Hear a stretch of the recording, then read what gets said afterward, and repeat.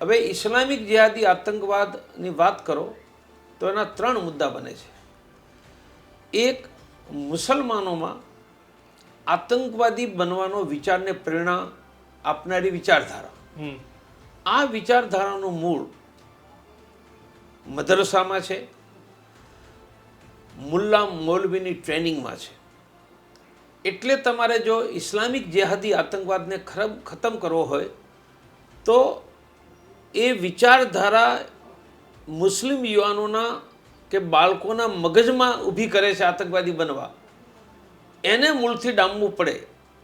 અને આ ડામવું હોય તો મદરસાઓ પર સંપૂર્ણ ભારતમાં પ્રતિબંધ લગાવવો જોઈએ. મદરસા જેહાદની ફેક્ટરી છે.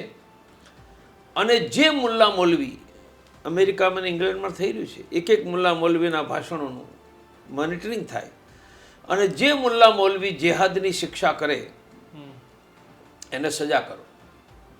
આ વિચારધારાને ડામવા માટે બીજું કરવું જોઈએ.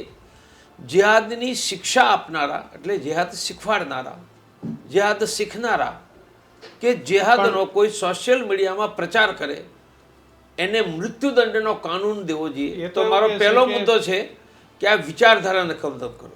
બીજો મુદ્દો, કાશ્મીર ઘાટીમાં આતંકવાદી માનો પાકિસ્તાનથી આવ્યા, આપણે પાકિસ્તાનને જવાબદાર માનીએ, મુંબઈમાં આવ્યા, સ્થાનિક લોકોનો ટેકો ન મળે રહેવામાં, જમવામાં, ખાવામાં, વસ્તુઓમાં, ત્યાં સુધી બહારનો આતંકવાદી સફળ જ ન થાય.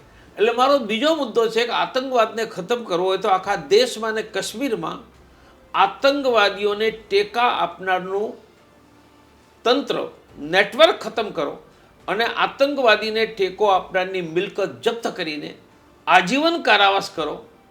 આ ભારતમાં થયું જ નથી. મિત્રો, આવા જ વિડીયો અને શોર્ટ્સ જોવા માટે આજે જ અમારી ન્યૂઝ રૂમ યુટ્યુબ ચેનલને સબસ્ક્રાઇબ કરો.